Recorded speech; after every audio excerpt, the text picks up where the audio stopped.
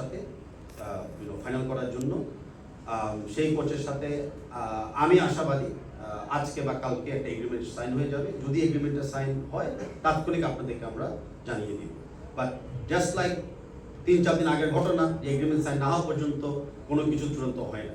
তাই আমি কোনো কোচকে এখন এই মুহূর্তে ওই জায়গায় নাম ডিক্লেয়ার করে লাইমলাইটে আনতে চাচ্ছি না। সেটা হলো আমাদের অনেস্ট সাবমিশন, অ্যান্ড এটা হলো আমাদের একদম ট্রান্সপারেন্ট প্রক্রিয়া। সেই জায়গায় দ্বিমত থাকতেই পারে যে কী হলো না হলো, আমাদের দক্ষতা নিয়ে আপনাদের প্রশ্ন থাকতেই পারে। আমরা আগেও বলেছি আমরা প্রথমবারের জন্য এই প্রক্রিয়াতে আমরা নেমেছি। প্রথমবার যে কাজ করতে যাই কিছু ভুল ত্রুটি থাকতেই পারে, কিছু ল্যাকিংস থাকতেই পারে। আমরা মানুষ, আমরা কোনো কিছু ঊর্ধ্বে নয়।